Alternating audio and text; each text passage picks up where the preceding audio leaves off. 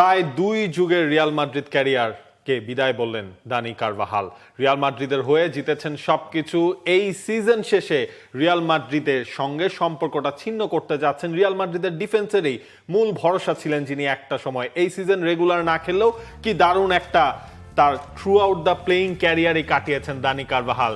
Real মাদ্রিদের youth টিমের part ছিলেন। রিয়াল মাদ্রিদের হয়ে তিনি কাস্তিয়াতে খেলেছেন। মাঝখানে একটা বছর লেভারকুজেনের হয়ে প্রফেশনাল ফুটবলটা তিনি খেলেছিলেন। এরপর সেই যে 2013 সাল থেকে আসলেন, 13 বছর রিয়াল মাদ্রিদকে সামনে থেকে সামলেছেন রিয়াল মাদ্রিদের এই ক্যাপ্টেন দানি কারভাহাল। 13 বছরে 26 ট্রফি এবং তার রিয়াল মাদ্রিদ ক্যারিয়ারের শেষ ম্যাচে এসে প্রথম গোলটায় যে অ্যাসিস্টটা তিনি করলেন, এটাই হচ্ছে কারভাহালের একটা বিদায়ী উপহার সৃষ্টিকর্তার কাছ থেকে।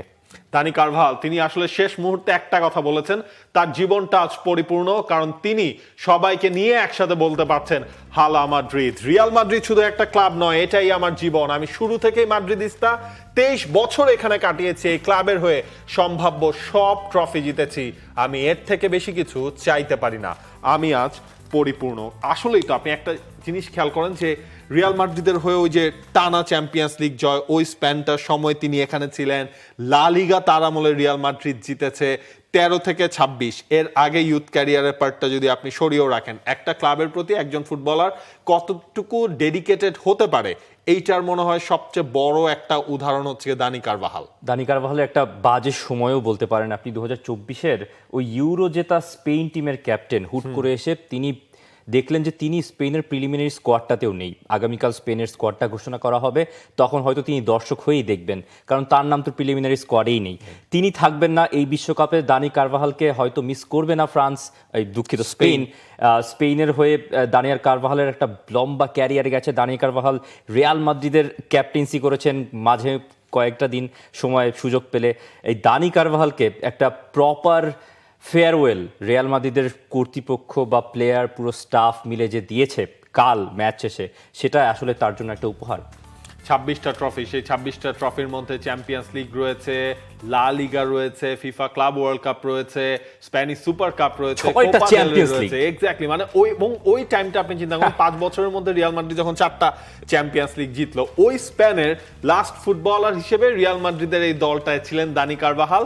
তারও আসলে শেষ হয়ে যাচ্ছে রিয়াল মাদ্রিদের সাথে চ্যাপ্টার। 451টা ম্যাচ খেলেছেন রিয়াল মাদ্রিদের মূল দলের জার্সিতে, 14টা গোল, অ্যাসিস্ট 6টা। একেবারে একজন প্রপার রাইট ব্যাক হিসেবে রিয়াল মাদ্রিদের হিস্ট্রিতেই আজীবন তার ঠাঁই হয়ে যাবে। একই সাথে এই ম্যাচটা অনেকের বিদায়, রিয়াল মাদ্রিদের লা লিগার শেষ ম্যাচ ছিল, যে ম্যাচটা রিয়াল মাদ্রিদ জিতেছে, কিন্তু দেখেন এই যে কারভাহালের বিদায় সেটা হয়ে গেল, ডেভিড আলাবার বিদায় হয়ে গেল, ধরতে পারছি আমরা হচ্ছে আপনার সেখানে দানি সেবায়োসেরও বিদায় হয়ে গেল, এবং একই সাথে আরবেলোয়ারও হয়তো আপনার রিয়াল মাদ্রিদ চ্যাপ্টারটা শেষ হয়ে যাচ্ছে এই ম্যাচ দিয়েই।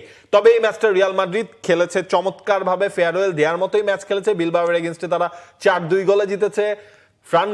সেখানে গনজালো গার্সিয়া গোল করলেন, বেলিংহাম গোল করলেন, ব্রাহিম দিয়াজ গোল করলেন, এবং কিলিয়ান এমবাপ্পের কাছে থেকেও রিয়াল মাদ্রিদ এই ম্যাচে একটা গোল সিকিউর করতে পেরেছে। এই ম্যাচটা দেখেন, যখন বেলিংহাম গোল করলেন, এমবাপ্পেকে দারুণ একটা গোল ছিল। থিয়াগো পিটার্স, বেলিংহাম সবাই মিলে সেই গোলের একটা আসলে সেটআপও ওভারঅল রিয়াল মাদ্রিদের এই ম্যাচটাই ছিল। এই ম্যাচে আমি কিছু কিছু জিনিস আলাদা করে আইডেন্টিফাই করতে চাই। সেটা হলো, দেখেন গোলের পর আরবেলোয়াকে যে জড়িয়ে ধরা, এই আরবেলোয়ার সাথে প্লেয়ারদের লাস্ট মোমেন্টে এসে সেই ধরনের সাকসেস আলটিমেটলি আরবেলোয়া এনে দিতে পারেন এই সিজনটায় তিনি যখন এসেছেন। তবে আরবেলোয়ার ক্ষেত্রে তাকে আমি কিছুটা আনলাকিও বলবো। একটা ব্যাড টাইমে, একটা ব্যাড সিজন, যে 2টা season Real Madrid completely lost, সেখানে এসে আরবেলোয়ার যে শেষটা, সেটাও কিন্তু মানে প্রাপ্য শেষ আমার মনে হয় আসলে হলো না। 28 ম্যাচে 18টা ম্যাচ আরবেলোয়া জিতেছেন, ড্র করেছেন 2টো ম্যাচ, হেরেছে রিয়াল মাদ্রিদ তার টেনিয়ারে 8টা ম্যাচ। আরবেলোয়া, এই আরবেলোয়ার পরই কিন্তু ওই রাইট ব্যাক পজিশনে রিয়াল মাদ্রিদের হয়ে দানি কারভাহাল ইন্টিগ্রেটেড হওয়া শুরু করলেন। তারপরে ওই দানি কারভাহালের একটা বিস্তর ক্যারিয়ার আমরা দেখলাম। 5 বছরে 4টা চ্যাম্পিয়ন্স লিগ, আপনি বলছিলেন এই ধরনের রেকর্ড হয়তো কয়জনের কপালে আছেন? ওই রিয়াল মাদ্রিদ স্কোয়াডে যারা আছেন তাদের কপালেই জুটেছেন, এবং ভবিষ্যতে এই কপালটা আর কারো জুটবে কি না সেটাও একটা বড় প্রশ্ন, সেটা নাও জুটতে পারে। এক্স্যাক্টলি, এবং ডেভিড আলাবার কথাও আসলে বলতে হয় যে ডেভিড আলাবাকে নিয়ে যতটা হাই হোপ নিয়ে রিয়াল মাদ্রিদ তারা নিয়ে এসেছিল, ইনজুরির কারণে কিন্তু তার মানে আমি বলবো 50% সার্ভিসও কিন্তু রিয়াল মাদ্রিদ কখনোই পায় নাই। আরও একটা আনলাকি ম্যান 2021 সালে রিয়াল মাদ্রিদে জয়েন করলেন এবং ওই টাইমের পর রিয়াল মাদ্রিদের চ্যাম্পিয়ন্স লিগেও যে তারা ভুরি ভুরি জিতেছে তেমনটাও না, চ্যাম্পিয়ন্স লিগ উইনিং টিমের পার্ট তিনি ছিলেন।